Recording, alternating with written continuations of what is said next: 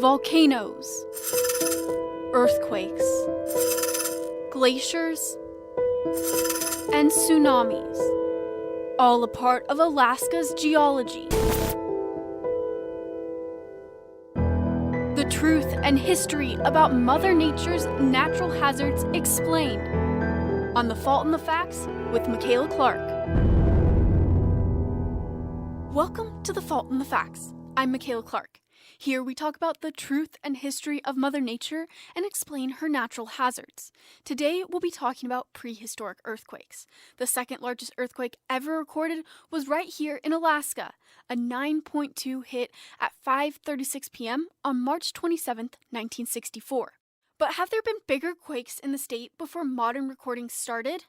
USGS research geologist Rob Witter says the science behind the answer is changing. About 7 years ago, there was some thought that there might have been an earthquake larger than the 1964 earthquake, but today, new data that was found on Kodiak Island suggests that the magnitude 9.2 might be one of the bigger ones, if not the biggest one in the recent past.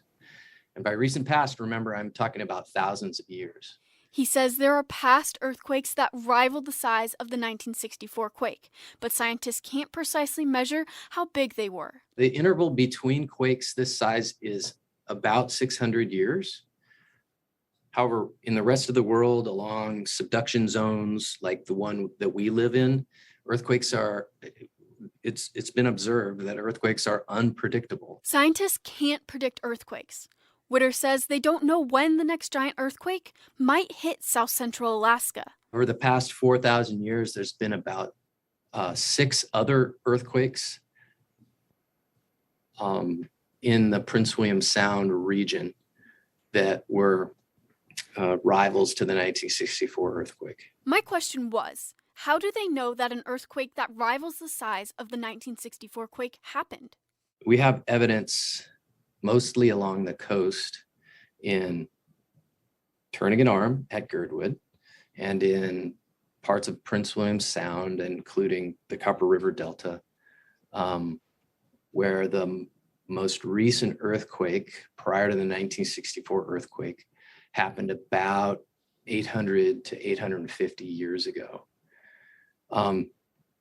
It may have rivaled the size of 1964 earthquake, but there's some evidence from Kodiak Island that suggests that earthquake may not have involved the fault underneath Kodiak Island, which might make it a little bit smaller in terms of it's still close to magnitude 9 maybe.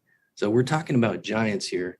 And the geological evidence that we use to make these judgments is pretty crude, so there's a lot of uncertainty. To help figure out a time frame of when these quakes hit, scientists did radiocarbon analyses on the trees and soil. The age estimates may span 100 years or more. So we have kind of some vague ideas of when when they happened, but we certainly know that they happened.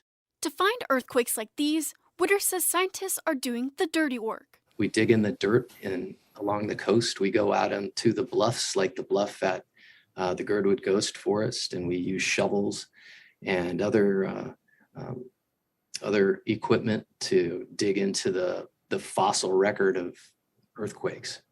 We also use survey devices to measure the elevations of these different buried soils or other forms of evidence, and usually measure it with respect to sea level to understand how much the earthquake caused the site to go up or down.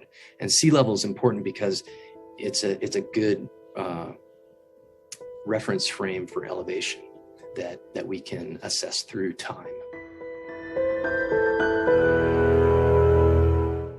Witter says if you go to coastal towns like Whittier or Seward, it's important to be familiar with local evacuation plans. Those are available online.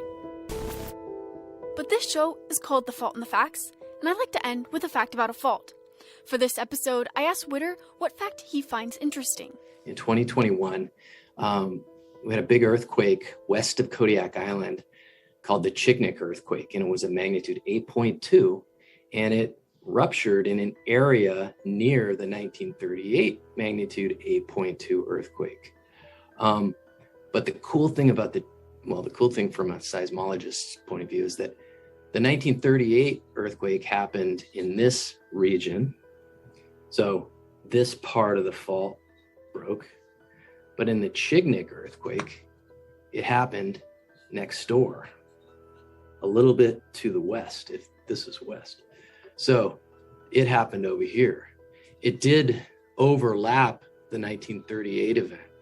And that's interesting to seismologists because we don't understand why earthquakes start and stop at certain points. And that's something that we really want to know because it would help us forecast future earthquakes.